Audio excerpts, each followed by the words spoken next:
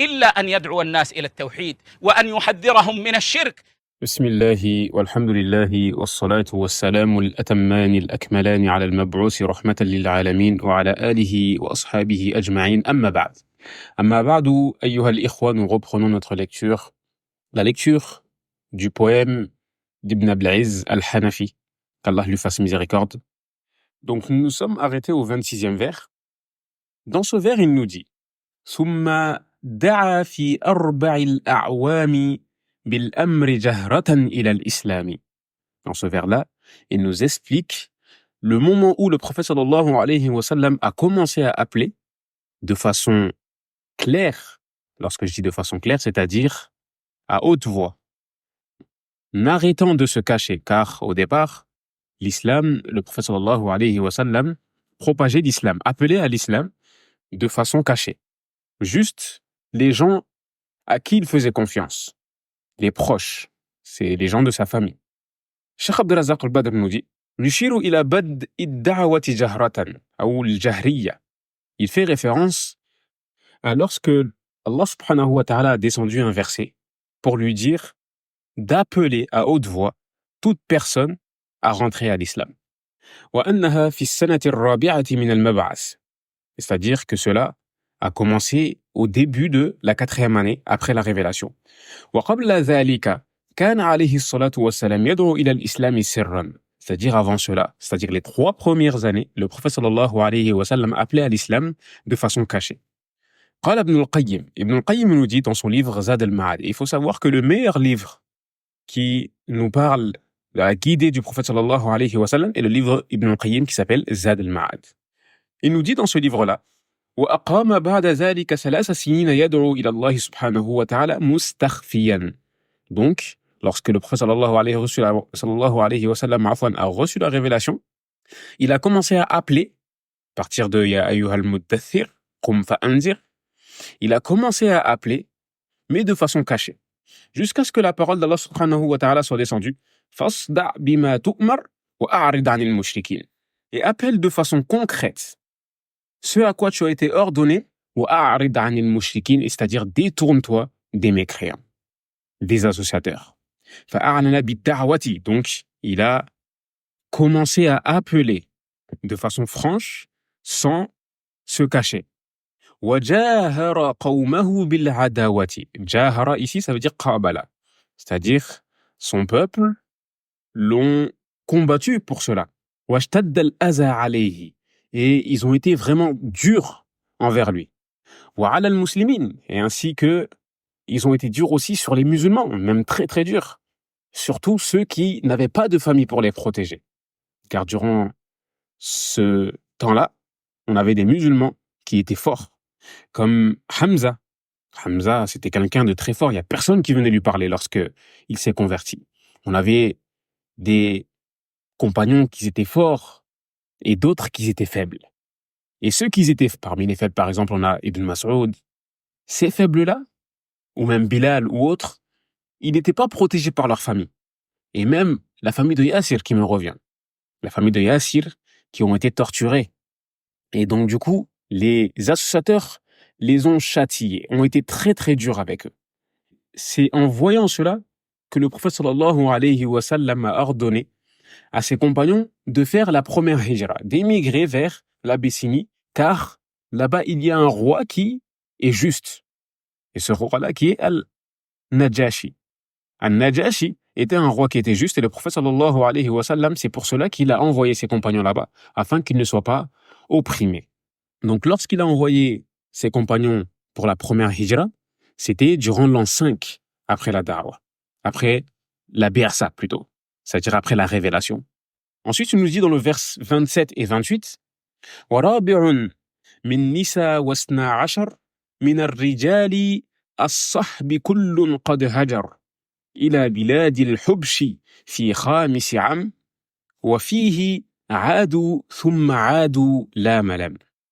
Donc dans ces vers-là, le poète veut nous dire ذَكَرَ هُنَا الْهِجْرَتَيْنِ إِلَى الْحَبَشَةِ الْأُولَى وَالثَّانِيَةِ. Donc il nous cite la hijra, la première hijra ainsi que la deuxième hijra vers Al-Habasha. Il va nous expliquer ce qui s'est passé durant ces 2 hijras-là. il nous dit qu'il y a eu lors de la première hijra 4 femmes ainsi que 12 hommes qui ont fait la hijra vers Al-Habasha. كل قد هاجر إلى بلاد الحبش. C'est-à-dire, ils ont tous émigré vers ce pays-là. Et comme on a dit précédemment, cela s'est passé durant l'an 5, après la révélation. Et durant la même année, ils sont revenus. عادوا إلى مكة, ils sont revenus à la Mecque. لأنه بلغهم أن الأمور صلحت. Car ils ont reçu une information qui était que les gens de Mecca étaient rentrés dans l'islam. Donc quand ils ont reçu cette information-là, ils se sont dit, pourquoi rester dans un pays qui nous est étranger, alors autant revenir vers notre pays, notre terre, qui est la nôtre. والحال طابت والأذى انتهى فرجعوا إلى الحبشة أو من الحبشة إلى مكة عفوا. Donc ils ont entendu que les choses s'étaient améliorées et qu'il n'y avait plus d'injustice, donc du coup ils sont revenus à la Mecque. ولما وصلوا أو قاربوا الوصول إلى مكة تبين لهم أن الأمر بخلاف ذلك. Lorsqu'ils sont revenus à la Mecque, ils se sont rendus compte que rien n'avait changé, mais bien au contraire, ça avait empiré. فمنهم من دخل مكة ومنهم من رجع إلى بلاد الحبشة. Donc avant d'arriver, ils ont reçu cette information-là. Il y a certains qui se sont dit on va rentrer et d'autres qui sont repartis à Al-Habasha. Donc ensuite, Ibn Abi Aziz nous dit dans le vers 29 et 30 ثلاثة هم وثمانون رجل ومعهم جماعة حتى كمل وهن 10 وثمان ثم قد أسلم في السديس حمزة الأسد. Il nous dit ici, parlant de la deuxième hijra, le deuxième groupe qui a fait la hijra vers Al-Habasha. Le premier groupe, on a dit qu'il y avait 4 femmes ainsi que 12 hommes. Durant ce deuxième groupe-là, il y avait 83 hommes. Il y avait 83 hommes durant la deuxième hijra vers Al-Habasha. Et il y avait 18 femmes. Donc on voit que le nombre des musulmans a commencé à gonfler. قال ابن القيم. Ibn al-Qayyim nous dit encore dans Zad al-Ma'ad, comme on a dit tout à l'heure. لما كثر المسلمون وخاف منهم الكفار اشتد أذاهم. Lorsque les musulmans ont commencé à être beaucoup, les mécréants, les non-musulmans ont commencé à avoir peur. Mohammed, ses partisans commencent à être nombreux, donc ils ont commencé à les torturer plus. Pourquoi les torturer plus alors qu'ils commencent à être nombreux? Car en voyant ces gens-là se faire torturer, alors tout de suite, qu'est-ce qu'on se dit? Moi je ne vais pas rentrer dans cette religion-là, car je vais avoir le même sort, surtout pour les plus faibles. Ala kulli hal. Une fois que cela s'est concrétisé, le prophète sallallahu alayhi wa sallam leur a encore ordonné de repartir vers Al-Habasha. Wa qala inna biha malikan la yuzlamu an-nasu 'indahu. Donc il a sorti cette parole-là qui est connue, c'est-à-dire il y a dans ce royaume-là un roi auprès duquel aucune personne ne peut être châtiée ou opprimée. فهاجر من المسلمين 12 رجلا و4 نسوة. Donc 4 femmes et 12 ont émigré. Bien sûr, ici, il fait référence à la première hijra. Minhum Osman ibn Affan. Parmi eux, il y avait Osman ibn Affan. وهو أول من خرج ومعه زوجته. Osman ibn Affan, c'est la première personne qui est sortie avec sa femme. Bien sûr, sa femme, qui est-ce? C'est Ruqayya. Ruqayya, la fille du prophète sallallahu alayhi wa sallam, qui était la première femme de Osman. Car encore une fois, à titre de rappel, Osman, il s'est marié avec 2 des filles du prophète. Et c'est pour ça même qu'on l'appelle Zunnurayn. فأقاموا في الحبشة في أحسن جوار. Donc, quand ils sont partis à Al-Habasha, en Abyssinie, ils ont été bien accueillis et avaient de bons voisins, un bon voisinage. Lorsqu'on dit un bon voisinage, c'est une façon de dire que la vie était paisible. فبلغهم أن قريشا أسلمت. Donc, ils ont eu l'information que la ville de Mecca, les Qurayshites, sont rentrés dans l'islam. Ici, Ibn Kathir est en train de, ou plutôt Ibn al-Qayyim est en train de nous raconter l'histoire de la première hijra jusqu'en bas, jusqu'à la deuxième hijra. Donc, lorsqu'ils ont eu l'information que Quraysh est rentré dans l'islam, وَكَانَ هَذَا الْخَبَرُ كَذِبًا, et bien sûr, cette information-là était fausse. فَرَجَعُوا إِلَى مَكَّةَ, ils sont revenus vers la Mecque.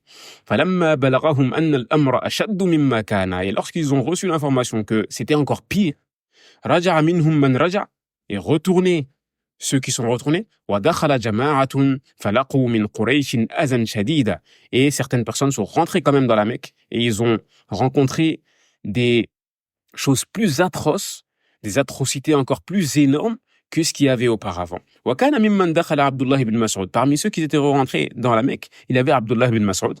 ثم أذن لهم في الهجرة ثانيا. Donc après cela, le prophète sallallahu alayhi wa sallam leur a encore ordonné de repartir vers Al-Habasha. فهاجر من الرجال 83 رجلا. Donc il y a 83 hommes qui sont repartis pour la deuxième fois. إن كان فيهم عمار فإنه يشك فيه.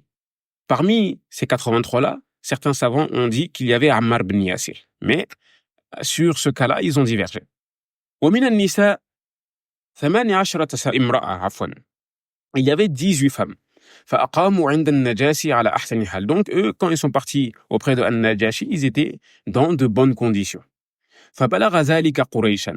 Et cela, cette info-là est parvenue auprès des Qurayshites.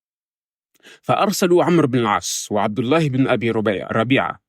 Donc, lorsque cette information-là est parvenue en disant que oui, les musulmans sont partis là-bas et qu'ils vivent paisiblement, Quraysh a envoyé deux personnes très intelligentes, qui savent négocier, de beaux parleurs, comme on dit. Donc, ces deux personnes-là, Afwan, ce sont Amr ibn As et Abdullah ibn Abi Rabi'a. Il faut savoir qu'Amr ibn As, en plus d'être une personne éloquente, qui s'exprime bien, il connaissait An-Najashi. C'était un ami à lui. Tamam. Donc, ils sont partis avec un groupe, liyakiduhum, afin de les tromper et de ramener les musulmans avec eux pour qu'ils puissent encore continuer à les châtier. Faraddallahu kaydahum fi nuhurihim. Donc, Allah subhanahu wa ta'ala a retourné leur ruse contre eux-mêmes. Et lorsqu'ils sont partis, ils sont pas partis comme ça, ils sont partis avec des cadeaux, avec beaucoup d'offrandes, afin de les donner à An-Najashi, et de cette manière-là, il sera plus à même à accepter de retourner les musulmans vers la Mecque. Et c'est pas tout. Lorsqu'ils sont arrivés aussi, ils ont dit que les musulmans disaient des atrocités sur Isa ibn Maryam. Il faut savoir que Isa ibn Maryam, c'est celui qui a été envoyé aux enfants d'Israël. Et An-Najashi, qui est le roi de l'Abyssinie, était chrétien. Donc en disant ça, tout de suite, il allait dire, mais des gens viennent chez moi, je les accueille de la meilleure des manières, et ils disent des atrocités à fond sur une personne que nous considérons énormément, qui est Isa ibn Maryam. Certains chrétiens l'adorent, d'autres considèrent que c'est un prophète, bien sûr, comme vous le savez. Et ensuite, il les a appelés. Il les a appelés encore une fois, cela fait partie de sa justice, de son équité. Lorsqu'une personne te rapporte quelque chose, tu te dois d'appeler la deuxième partie pour savoir si cela est vrai ou pas. Donc, il leur a demandé ce qu'ils disaient sur Isa alayhi salam. Maza taquluna fi Isa. Fakharaja Ja'far ibn Abi Talib. Et c'est là que s'est avancé Ja'far ibn Abi Talib. Ja'far ibn Abi Talib qui est le cousin du prophète, qui est le frère de Ali ibn Abi Talib. Wa qara'a alayhi shay'an min surati Maryam. Et il lui a lu une partie du Coran qui est la sourate de Maryam. Walamma intaha kana an-Najashi qad baka. Il n'a même pas fini les versets que An-Najashi s'est mis à pleurer. Summa qal. Et puis ensuite il a dit, Wallahi, inna haza wallazi ja'a bihi Isa la yakhruju min mishkatin wahid. Certes, ce que vous venez de réciter, ou ce qui vient d'être récité, et ce dont, avec quoi Isa est venu, sortent du même endroit, pour dire que c'est deux choses similaires. Thumma qala li Amr. Puis il a dit à Amr, qui est bien sûr, encore une fois, on a dit, c'était son ami. Il lui a ramené des cadeaux, il a rusé contre les musulmans, il lui a dit, Khuz ma ji'ta bihi, warji' bihi ila qawmik. Prends ce que tu as ramené en parlant des cadeaux, et retourne vers ton peuple. Wa qala lil muslimin. Et il a dit aux musulmans, Izhabu aminin. Partez de façon sereine. Partez de façon apaisée. C'est-à-dire, il les a ammanahum. Il les a sécurisés dans leurs biens, dans leur santé et autres. Donc, ils ne pouvaient plus rien faire contre ceux qui étaient en Abyssinie. Donc, par contre, ici, nous parlons de Amr ibn al-As, mais il ne faut pas oublier, encore une fois, malgré tout ce qui s'est passé, il a fini par rentrer dans l'islam. Il a fini par rentrer dans l'islam, donc qu'Allah subhanahu wa ta'ala soit satisfait de lui. Ensuite, il nous dit l'auteur, ou plutôt le poète, que durant l'an 6, il y a Hamza, qui est l'oncle du prophète sallallahu alayhi wa sallam. Hamza est rentré dans l'islam. ثم قد أسلم في السادس حمزة الأسد. أي من المبعث, c'est-à-dire l'an 6 après la hijra, l'an 6 après la bi'sa, après la révélation, afwan.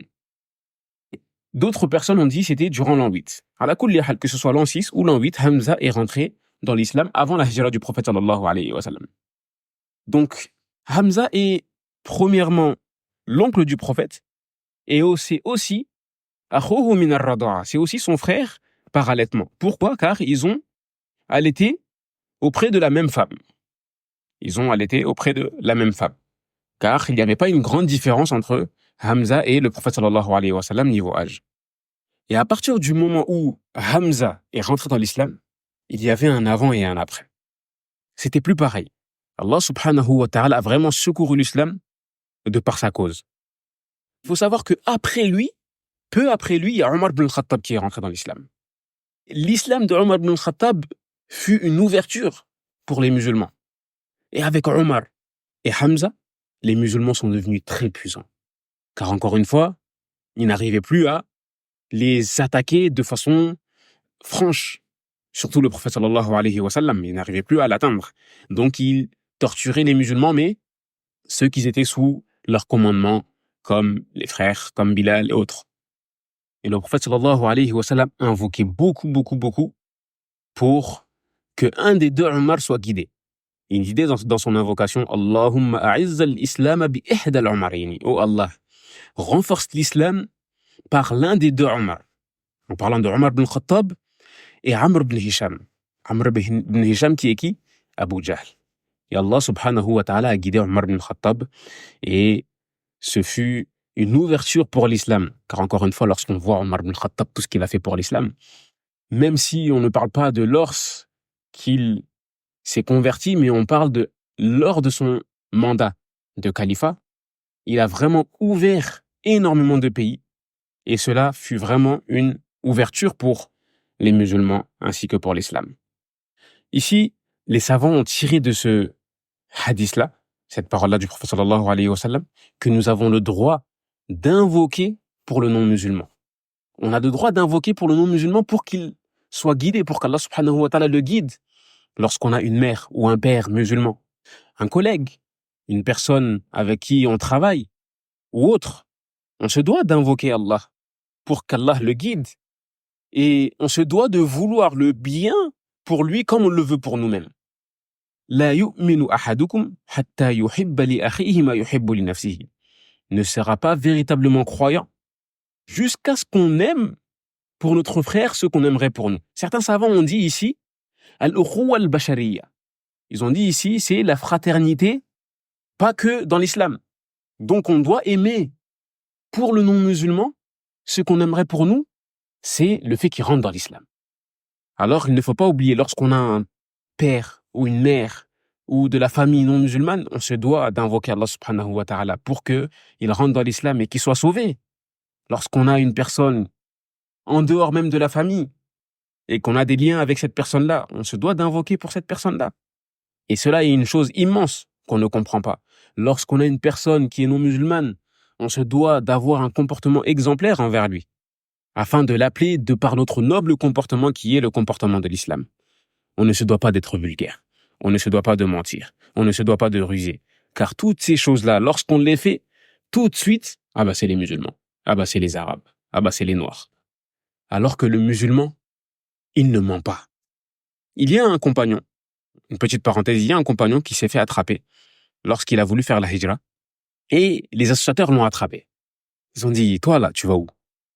T'es venu à la Mecque, tu avais rien du tout, pas un centime.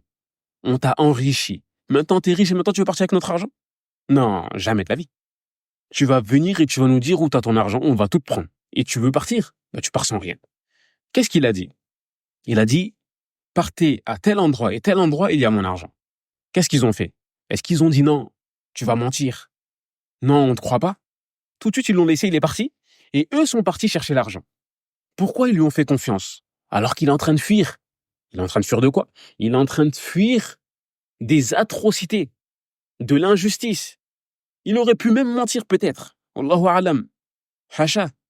Mais pourquoi les associateurs sont partis? Car ils avaient la certitude, la pleine certitude que le musulman ne mentait pas. Le musulman c'est pas un menteur. Donc on se doit de se doter de ces nobles caractères. Et de cette façon-là, wallah, on sera une qudwa, on sera un exemple. Et de cette façon-là, les gens vont s'intéresser encore plus à l'islam. Faire la da'wa sans même parler, de par un bon comportement, une bonne parole, un sourire. C'est quelque chose d'immense qui est devenu absent à notre époque auprès des musulmans. Illa man rahim Allah, bien sûr. Il nous dit, Ibn Ablaiz, dans le vers 31, وَبَعْدَ تِسْعٍ مِنْ سِنِي رِسَالَتِهِ مَاتَ أَبُو طَالِبَ ذُو كَفَالَتِهِ وَبَعْدَهُ خَدِيجَةٌ توفيت من بعد أيام ثلاثة مضت. Donc ici, il va nous parler du décès de son oncle ainsi que de sa femme Khadija. Donc il nous cite dans ces deux vers-là la mort de ces deux êtres très chers au prophète sallallahu alayhi wa sallam. Et encore une fois, ici, on voit que le prophète sallallahu alayhi wa sallam avait son oncle qui était non musulman et pourtant il l'aimait énormément. Donc durant l'an 9, après la révélation, est décédé Abu Talib. Abu Talib, qui est une personne qui a défendu le prophète sallallahu alayhi wa sallam bec et ongle. Il a tout fait pour le protéger, malgré qu'il n'a pas suivi son chemin. Et 3 jours après, Khadija est décédée. Khadija, je sais même pas quoi dire. Juste le fait de dire Khadija, ça suffit. Celle qui était là lorsqu'il avait rien. C'est celle qui lui a donné lorsqu'il n'avait pas. Et celle qui lui a donné des enfants. Ça, c'est la parole du prophète sallallahu alayhi wa sallam lorsque Aïcha l'a jalousé. Ibn Kathir nous dit dans Al-Bidaya wa Nihaya, فصل في وفاة أبي طالب عم رسول الله صلى الله عليه وسلم ثم من بعده خديجة بنت خويلد زوجة رسول الله صلى الله عليه وسلم رضي الله عنها. Il nous parle de la mort de Abi Talib ainsi que de Khadija, qu'Allah soit satisfait d'elle. وقيل بل هي توفيت قبله. Certaines personnes ont dit que elle est décédée un tout petit peu avant Abu Talib. C'est-à-dire, ils ont divergé sur la personne qui est décédée avant. Mais ala kulli hal, c'était successif. Ala kulli hal. Ishaq aussi nous dit que Khadija et Abu Talib sont décédés durant la même année. فتتابعت على رسول الله صلى الله عليه وسلم المصائب بهلك خديجة. بهلك خديجة, c'est-à-dire بموت خديجة. C'est-à-dire, après cela a été très très très difficile sur le prophète. وكانت له وزير صدق على الابتلاء. Il nous dit que Khadija était le confident, ou plutôt la confidente du prophète. C'était celle auprès de qui il trouvait le repos.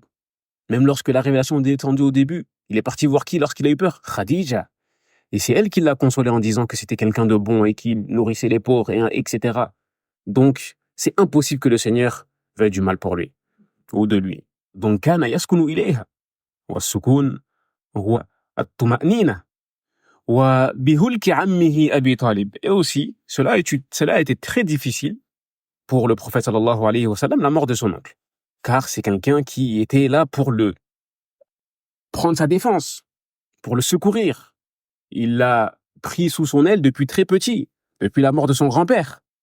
Donc il est décédé 3 années à peu près, la hijra. فلما هلك أبو طالب نالت قريش من رسول الله صلى الله عليه وسلم. Lorsque Abu Talib est décédé, alors Quraysh ont intensifié leur mal sur le prophète sallallahu alayhi wa sallam. ما لم تكن تطمع به في حياة أبي طالب. Ils ont été très durs avec lui et les musulmans. Pire qu'avant. Car encore une fois, Abu Talib, un chef de tribu dont toute la tribu le protégeait, il s'abstenait de faire du mal au prophète sallallahu alayhi wa sallam pour Abu Talib. La mort de Khadija et de Abu Talib a été très très très très très difficile pour le prophète sallallahu alayhi wa sallam. Et c'est même pour ça que dans le prochain vers, nous allons voir ce qui s'est passé directement derrière avec la sortie du prophète sallallahu alayhi wa sallam vers Taïf. Et puis il a été viré de cette ville-là et il lui a envoyé des enfants afin de lui jeter des pierres. Le prophète sallallahu alayhi wa sallam a vraiment été éprouvé. Et tout cela, pourquoi? Pour nous faire parvenir un message qui est très fort, encore une fois, pour qu'on soit musulman, pour qu'on embrasse cette magnifique religion afin de rentrer au paradis, dans ce vaste paradis. Le prophète sallallahu alayhi wa sallam s'est battu pour nous, comme personne ne s'est battu pour nous. Et pourtant, il est 1500 années presque de nous. À la kulli hal, nous allons nous arrêter ici, Inch'Allah ta'ala, et la prochaine fois, nous allons prendre au vers 33, dans lequel l'auteur nous dit وبعد 50 وربع أسلما جن نصيبين وعادوا فاعلما. Il va nous parler ici de l'histoire de certains djinns qui ont entendu le prophète sallallahu alayhi wa sallam lire du Coran et puis ils sont rentrés, ils ont embrassé l'islam. Ala kulli hal, inshallah ta'ala, cela on va le voir dans le prochain cours. فسبحانك اللهم وبحمدك أشهد أن لا إله إلا أنت أستغفرك وأتوب إليك والسلام عليكم ورحمة الله وبركاته.